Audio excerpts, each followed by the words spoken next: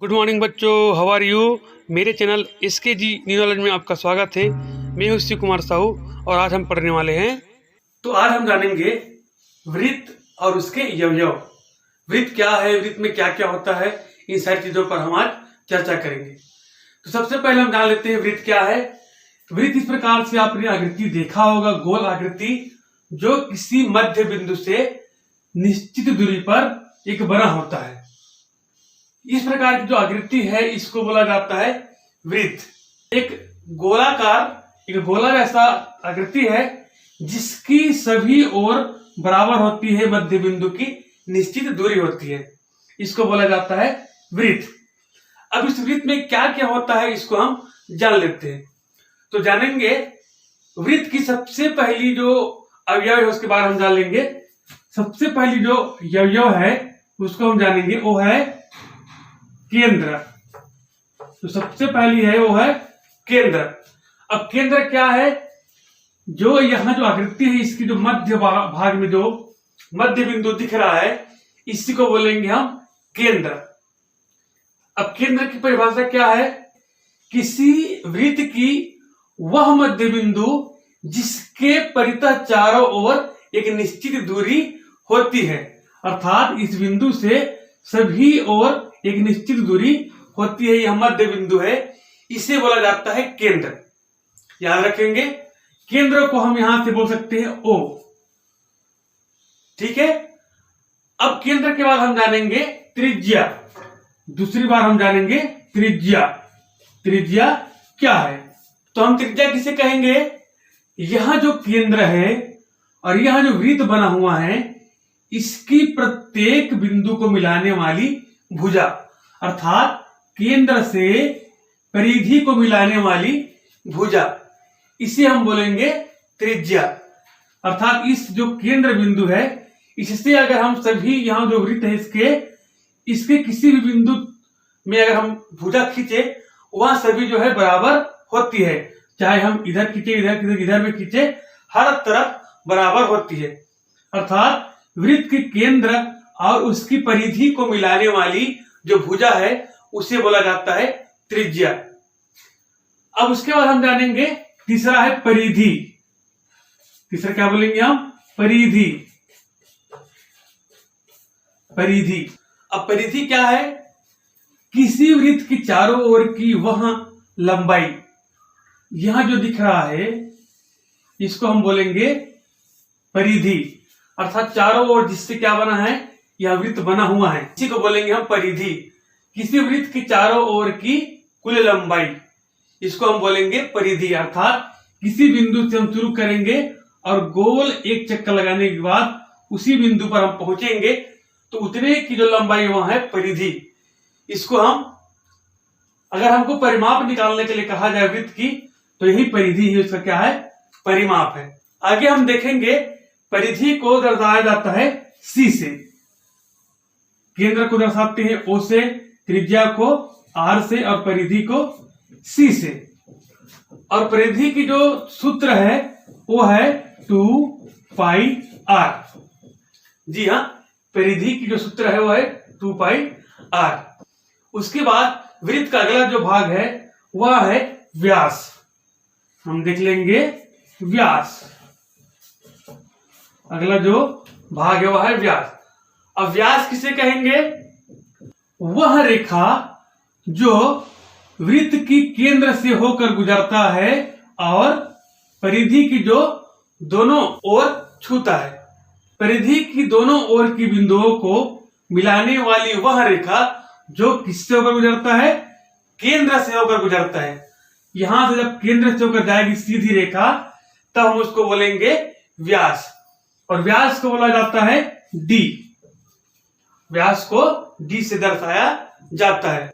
और याद रखें कि किसी भी वृत्त में केवल केंद्र से जो गुजरेगा वही उसका व्यास हो सकता है, और किसी भी वृत्त में अनगिनत व्यास हो सकते हैं, क्योंकि व्यास ऐसा भी हो सकता है, ऐसा भी हो सकता है, ऐसा भी हो सकता है, ऐसा भी हो सकता है। केंद्र से होकर गुजरना चाहिए, यह है उसका व्यास। अगला जो भाग है उसको हम बोलेंगे जीवा। वृत्त की जो अगला भाग है उसको बोला जाता है जीवा। ध्यान देंगे, जीवा। अब जीवा क्या है? जीवा एक प्रकार का व्यास ही है जो वृत्त की परिधि को दोनों दो बिंदु से मिलाती है। लेकिन व्यास और जीवा में फर्क इतना है कि व्यास जो है केंद्र से होकर गुजरता है और जीवा जो है केंद्र से होकर नहीं गुजरता। अगर हम कहें किसी वृत्त में सबसे बड़ी जीवा क्या होती है तो हम उसे कह सकते हैं व्यास। अब जीवा कहां से शुरू होगा, हम यहां से हम देख लेंगे। जैसे कि हम मान लो यहां से एक लकीर खींचे। अब हम देख रहे हैं वृत्त की जो परिधि यहां से और यहां से मिला रहा है, तो यहां से लेकर यहां तक की मिलाने वाली जो रेखा है इसको हम बोलेंगे जीवा। यदि यहां केंद्र से होकर गुजरती है तब वहां हो जाएगा व्यास। ध्यान देंगे, अब यहां पर जो जीवा की संख्या है वो भी क्या है, अनगिनत है। किसी वृत्त में हम बहुत सारे अनगिनत जीवा खींच सकते हैं। जैसे कि यहाँ एक मान लो वृत्त है, अब यहाँ केंद्र है, अब इसमें खींचेंगे तो इस प्रकार से हम बहुत सारी जो जीवा है खींच सकते हैं। अब इसको हम ऐसे भी खींच सकते हैं या ऐसे भी खींच सकते हैं। तो इस प्रकार से हम बहुत सारी जीवाएं, अनगिनत जीवाएं खींच सकते हैं और व्यास भी अनगिनत खींचा जा सकता है। लेकिन आप एक बात ध्यान रखेंगे बच्चों कि किसी भी वृत्त की सबसे बड़ी जो जीवा होती है वहां होती है व्यास। अगर आपको पूछा जाता है कि वृत्त की सबसे बड़ी जीवा क्या है तो हमेशा याद रखेंगे वहां होती है व्यास, क्योंकि जीवा की परिभाषा यह है, वृत्त में परिधि को मिलाने वाली जो रेखा है उसको हम बोलेंगे जीवा। अब यहाँ पे दो बिंदु से मिला रहे हैं, यहाँ पर भी देखेंगे एक बिंदु से दूसरे बिंदु को यहाँ पे मिला रही है, तो यहाँ भी एक प्रकार का जीवा है। लेकिन जब वह केंद्र से होकर गुजरता है तो उसका नाम हो जाता है व्यास। इसीलिए किसी भी वृत्त की सबसे बड़ी जो जीवा है वह है व्यास। अब इसमें एक और जानेंगे हम, चाप। अगला जो भाग है वह है चाप। अब चाप क्या होता है? चाप से तात्पर्य यहां पे समझ लेंगे खंड, अर्थात वृत्त का खंड। अब वृत्त का खंड कैसे होगा? मान लो हमारे पास यहां एक वृत्त है, इस प्रकार से हमारे पास एक वृत्त है। अब इसमें हम क्या करेंगे, इसमें हम चार बिंदु यहां पे बना देते हैं। ये ए है, ये बी है, ये सी है और ये डी है। तो यहां पर हम देखेंगे ए से लेकर बी तक, अगर हम इसको से मिला दें तो ए से लेकर के जो बी तक की जो परिधि है, यहां पे जो बना हुआ भाग है इसी को बोलेंगे हम चाप या खंड। याद रखेंगे, जो वृत्त की परिधि पर छोटा सा जो खंड है, भाग है, इसी को बोला जाता है चाप। जैसे ए से लेकर बी तक हो सकता है, बी से लेकर सी तक है, या ए से लेकर के सी तक है, या सी से लेकर के डी तक है। इसको उल्टा ही बोल सकते हैं हम, बी से ए, सी से ए, इस प्रकार से हम बोल सकते हैं। अब इसको जब भी हम लिखते हैं तो लिखेंगे कैसे, चाप ए बी, और उसके बाद लिखने के बाद यहां पे हम ऐसे प्रतीक उसको दर्शाते हैं, ये चाप का प्रतीक है। चाप किस प्रकार से दर्शाया जाता है, तो यहां हो गया चाप। अब चाप में हमको ध्यान देना है, चाप भी दो प्रकार के होते हैं। एक जो चाप है लघु चाप और दूसरा है दीर्घ चाप। इसमें जो चाप है वह दो प्रकार का होता है। पहला है लघु चाप और दूसरा है दीर्घ चाप।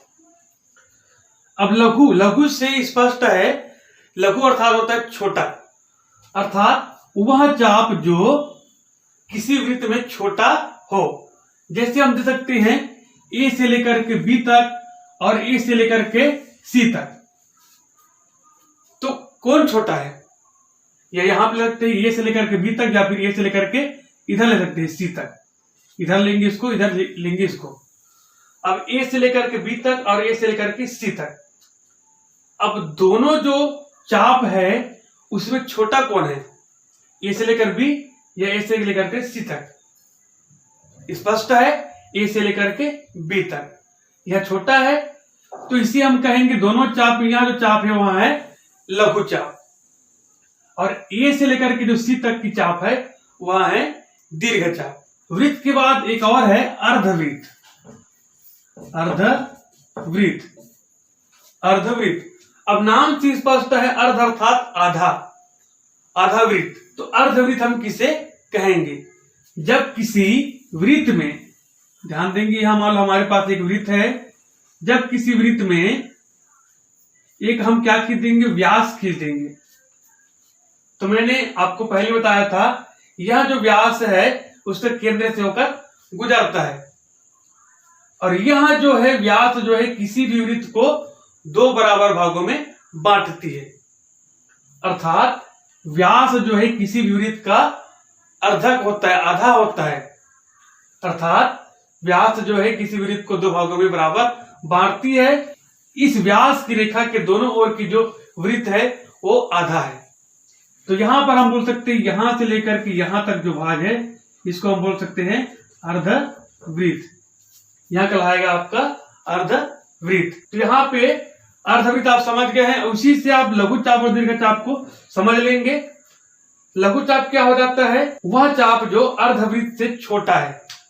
अर्थात हम यहां से जो आधा देख रहे हैं, तो यहां हमने ए से लेकर बी तक देखा, तो यह जो है आधा वृत्त, अर्थात अगर हम इस वृत्त को आधा कर दें तो उससे यह छोटा है, इसीलिए हम बोलेंगे इसको लघु चाप। और दीर्घ चाप क्या होता है? जो अर्धवृत्त है उसके बराबर होगा या फिर उससे बड़ा होगा। अब यहां पे हम दे सकते हैं ए से लेकर के सी तक, यह एक अर्धवृत्त है। अगर उसी को हम ए से लेकर के बी तक बोल दें तो हम देखेंगे अर्धवृत्त से ज्यादा हो गया, तो यहां पर भी ए से लेकर के इधर बी तक और इधर ए से लेकर के बी तक, ये जो है लघु चाप हो जाएगा और यह जो है दीर्घ चाप। इसको हमेशा ध्यान देना है। लघु चाप कब बनता है? जब अर्धवृत्त से छोटा, और दीर्घ चाप जब अर्धवृत्त से बड़ा। तो इस प्रकार से आप लघु चाप और दीर्घ चाप को आसानी से पहचान सकते हैं। वह चाप जो अर्धवृत्त से छोटा होता है लघु चाप, और वह चाप जो अर्धवृत्त से बड़ा होता है दीर्घ चाप। यदि आपको उसमें, यदि हम इसको और क्लियर कर दें तो क्या हो जाएगा? मान लो यहां से लेकर के यहां तक की जो वृत्त है, अब हम जो देख रहे हैं यहां से लेकर के यहां तक, तो इसके द्वारा जो केंद्र में बनाया गया कोण है वहां छोटा है, और यहां देखेंगे हम ए से लेकर के बी तक, तो यहां पे जो बना हुआ कोण है यह जो है बड़ा है, ज्यादा है। तो यहां पर जो चाप है वो क्या है? दीर्घ हो जाएगा। यदि आप अर्धवृत्त के द्वारा भी अनुमान लगा सकते हैं और कोण के द्वारा भी अनुमान लगा सकते हैं। जो व्यास है जो अर्धवृत्त की जो बना हुआ है, यहां पर जो कोण होता है वहां होता है 180 अंश का। अर्थात अर्धवृत्त पर बना कोण जो है 180 अंश का होता है। और यदि हम इसी को पूरा कर दें तो 180 और 180 अंश कितना हो जाता है? 360। अर्थात एक वृत्त जो है इसमें हम देखें तो संपूर्ण वृत्त में कुल मिला के 360 अंश का कोण बनता है, और आधा वृत्त में 180 अंश का। तो यह है वृत्त के अवयव, इसको आप ध्यान रखेंगे। इसके अनुसार से आप अपने प्रश्नों को, इसके अनुसार से आप अपने अभ्यास के प्रश्नों को बनाने का प्रयास करेंगे। तो आइए एक बार पुनः हम वृत्त की उसके भाग है इसको एक बार और दोहराते जल्दी जल्दी। तो सबसे पहले होता है केंद्र। केंद्र क्या होता है? वृत्त की मध्य भाग, जो मध्य बिंदु है वहां कहलाता है केंद्र। त्रिज्या, वृत्त की मध्य बिंदु और परिधि को मिलाने वाली जो रेखा है, यहां से मान लो इसे खींच देंगे तो यह जो रेखा है यह कहलाता है त्रिज्या, और इसको बोलते हैं, और इसको यह कहलाता है त्रिज्या, और इसको आर से प्रदर्शित करते हैं। उसके बाद है परिधि। तो वृत्त की चारों ओर की जो कुल लंबाई है इसको हम बोलेंगे परिधि, और परिधि को दर्शाते हैं इसी से, और इसका जो, और परिधि को ज्ञात करने का जो सूत्र है वहां है 2πr। उसके बाद है डी। तो डी क्या हो जाएगा? वृत्त की परिधि को मिलाने वाली वह रेखा जो केंद्र से होकर गुजरता है, अर्थात यहां से लेकर के यहां तक। यह जो बड़ी रेखा है यह है व्यास, और व्यास को दर्शाते हैं डी से। उसके बाद है जीवा। तो जीवा में हमने देखा था वृत्त की दो बिंदुओं को मिलाने वाली जो रेखा है उसे कहते हैं जीवा, और किसी भी वृत्त में बहुत सारे अनंत जीवा होते हैं, और किसी भी वृत्त की जो सबसे बड़ी जीवा होती है वह होती है व्यास। उसके बाद हमने जाना था चाप। चाप क्या है? चाप अर्थात खंड। जब हम इसके जो परिधि इसको हम खंड कर दे, भाग कर दे, तो ए से लेकर के बी तक या ए से लेकर के इधर बी तक सी तक, तो परिधि पर बना हुआ जो छोटा चाप है उसको बोला जाता है लघु चाप, और जो बड़ा चाप है उसको बोला जाता है दीर्घ चाप। और उसके बाद हमें जाना था अर्धवृत्त। तो किसी भी वृत्त की जो व्यास है वृत्त को दो भागों में बांटती है, तो वहां हो जाता है वृत्त का आधा अर्थात अर्धवृत्त। यहाँ जो बना हुआ है अर्धवृत्त, और अर्धवृत्त पर जो बना हुआ कोण होता है 180 अंश। तो दो अर्धवृत्त हुए, 180 अंश और 180 अंश, दो मिला कितना हो जाएगा? 360। और इस प्रकार से किसी भी वृत्त पर जो संपूर्ण बना हुआ कोण है वह होता है 360 अंश का। तो आइए देख लेते हैं चाप से संबंधित आपके जो अभ्यास में दिया हुआ प्रश्न है उसको हम देख लेते हैं। तो आइए देख लेते हैं प्रश्नावली 5.1 का जो प्रश्न है। हमारे पास एक वृत्त दिया हुआ है और वृत्त में कुछ बिंदु बने हुए ए बी सी डी। यह जो चाप बना हुआ है ए से लेकर बी जो भी हो, अब इससे संबंधित हमको यहाँ पे प्रश्न दिया हुआ है और इस चित्र को देख करके हमको प्रश्नों का उत्तर देना है। तो सबसे पहला है चाप ए बी सी लघु है कि दीर्घ है। अब चाप ए बी सी कहाँ है? यहां से हम देखेंगे चाप ए बी सी, यहां से ए बी सी, तो यहां ए से लेकर के सी तक जो चाप है वहां लघु है कि दीर्घ है? तो मैंने पहले बताया था वह चाप जो अर्धवृत्त से छोटा हो वहां लघु है और अर्धवृत्त से बड़ा हो तो दीर्घ है। हम यहां से देख पा रहे हैं ए से लेकर के सी है, अगर हम इसको आधा बांटे तो यहां तक आएगा। यह जो चाप है ए से लेकर के सी तक वहां अर्धवृत्त से बड़ा है, इसीलिए क्या हो जाएगा? यहाँ दीर्घ चाप है। उसी प्रकार से चाप बी सी डी लघु है कि दीर्घ है? अब बी से लेकर के डी तक, तो यहाँ पे हम देख पा रहे हैं बी सी और डी। अब यहाँ पे हम देखिए बी से लेकर के सी डी तक, तो यहाँ जो चाप है हमको दिख रहा है अर्धवृत्त से छोटा है। अगर हम इसको आधा करते देखिए तो इधर जो है बड़ा दिख रहा है और इधर छोटा, अर्थात बी से लेकर के डी तक जो है अर्धवृत्त से छोटा है, इसीलिए यहाँ जो चाप है लघु चाप कहलाएगा। उसी प्रकार से तीसरा प्रश्न है लघु चाप ए बी द्वारा अंतरित कोण का नाम है। अब लघु चाप ए बी, ए से लेकर के बी तक, अब यहां से हम देखेंगे ए से लेकर के बी तक, यहां से लेकर के यहां तक जो है यहाँ है लघु चाप। अगर हम इसको ए से लेकर के इधर घुमा के इधर देखें तो यह अर्धवृत्त से बड़ा है, तो इधर क्या हो जाएगा? दीर्घ चाप है। और यहाँ जो ए से लेकर के बी तक है यह जो है लघु चाप है। तो इसके द्वारा जो कोण बना है वह कौन सा कोण है? तो हम देख रहे हैं इसके द्वारा जो कोण बना हुआ है, यहाँ जो बिंदु है और यहाँ जो बिंदु है, इसको अगर हम इसे मिला दे और इसको हम यहाँ पर मिला दे तो यहाँ पर जो बना हुआ कोण है वहां इसका आंतरिक कोण है इसके द्वारा, तो लघु चाप इसके द्वारा आंतरिक बना हुआ कोण है। तो इस कोण का हम क्या नाम सकते हैं? कोण ए डी बी, हम लिख सकते हैं कोण ए डी बी। उसी प्रकार से यहां पर देखिए हम यहां से और यहां से यहां तक, यहां पर भी कोण है आंतरिक कोण, तो इस कोण का नाम क्या हो जाएगा? ए सी बी, कोण ए सी बी। तो इस प्रकार से लघु चाप ए बी के द्वारा आंतरिक कोण है ए डी बी और ए सी बी। उसके बाद अगला जो प्रश्न है कोण ए सी बी किस चाप द्वारा बना है? कोण ए सी बी किस चाप द्वारा बना है? अब कोण ए सी बी क्या है? ए सी बी यहाँ पे बना हुआ कोण है। अब यह किस चाप के द्वारा बना हुआ है? इधर दीर्घ चाप के द्वारा बना है। यहां देखें यहाँ ए से लेकर के बी तक, तो इधर से नहीं बना है, इधर से बना है, तो यह लघु चाप ए बी के द्वारा बना है। हमने इसके ऊपर वाले प्रश्न में देखा था लघु चाप ए बी के द्वारा आंतरिक कोण का नाम है, तो कोण ए सी बी जो है लघु चाप ए बी के द्वारा बना है। उसी प्रकार से कोण सी बी ए, यहाँ पे ध्यान देंगे कोण जो है सी बी ए, अर्थात यहाँ पे जो कोण बना हुआ है यह कोण किस चाप के द्वारा बनाया गया?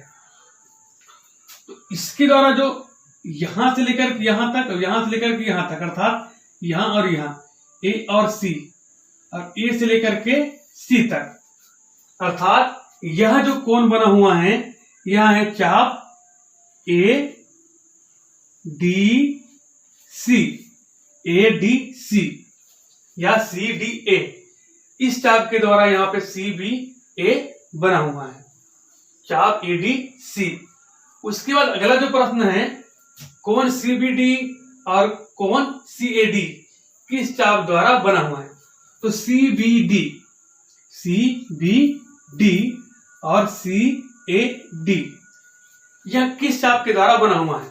अगर हम देखें सी बी डी अर्थात ये वाला कोण, तो इसको मिलाने वाला ए है, इसको मिलाएंगे इधर और इसको मिलाएंगे इधर, अर्थात यहां से लेकर के यहां तक सी डी। तो यहां जो चाप है सी से लेकर के डी तक, अब सी से लेकर के डी तक यहां लघु होगा कि दीर्घ होगा? अगर हम इधर से जाएंगे तो दीर्घ है और इधर से जाएंगे तो लघु है, अर्थात यहां है लघु चाप।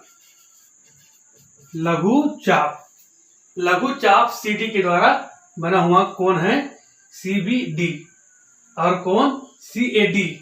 अब सी ए डी देखेंगे तो यहां भी इसी में अंतरित हो रहा है, अर्थात जो लघु चाप सी डी के द्वारा बनाया गया कोण है सी बी डी और सी ए डी। उसके बाद अगला जो प्रश्न है, चापों द्वारा बिंदु डी पर बने कोणों के नाम लिखिए। बिंदु डी पर कौन कौन से कोण यहाँ पे बन रहे हैं? अगर हम बिंदु डी पर देखें तो हमको 3 कोण दिखाई दे रहा है। सबसे पहला कोण क्या दिखाई दे रहा है हमको? कोण ए डी सी। हम देखेंगे कोण ए डी सी, यहां से कोण ए डी सी बड़ा वाला कोण। अब ए डी सी किसके द्वारा बना हुआ है? यहां से लेकर के यहां तक, अर्थात चाप ए सी द्वारा। तो कोण ए डी सी जो है ए से लेकर के सी तक के चाप द्वारा बना हुआ है, चाप ए सी द्वारा। उसी प्रकार से अब इसमें और कौन कौन से कोण बन रहा है? हम देखेंगे कोण ए डी सी, हम देखेंगे कोण ए डी बी। यहां पे जो ए डी बी है, यहां जो छोटा कोण है यह है दूसरा कोण। तो कोण ए डी और बी, ए डी बी ये किसके द्वारा बनाया गया है? अभी हमने देखा कि यह जो है चाप ए बी के द्वारा बनाया गया है, छोटा वाला। और दूसरा कोण कहां पर बन रहा है? कोण बी डी सी, ये वाला जो कोण है ये है बी डी सी। अगर हम इसको ऐसे मिलाए, इसको ऐसे मिलाए, तो हमको जो चाप सी बी है या बी सी है इसके द्वारा यहां कोण बना हुआ है कोण बी डी सी। तो इस प्रकार से हम देख सकते हैं जो बिंदु डी है उस पर 3 कोण बन रहे हैं। तो इस प्रकार से आप भी लघु चाप है, दीर्घ चाप है, इसके द्वारा उसके द्वारा अंतरित कोण है, इसको आप अनुमान से देख कर चित्र को देख करके अवलोकन करके बना सकते हैं। तो आशा करता हूं कि यहाँ जो पाठ अभी बताया आपको यहाँ आपको समझ में आया होगा। तो आज की इस वीडियो में बस इतना ही। अगली वीडियो में हम जानेंगे वृत्त के गुण, वृत्त के हम जो गुण है, चाप के गुण है, इसके बारे में हम देखेंगे। तो ठीक है बच्चों, आज के लिए बस इतना ही। मिलेंगे अगले वीडियो में, तब तक के लिए जय हिंद, वंदे मातरम।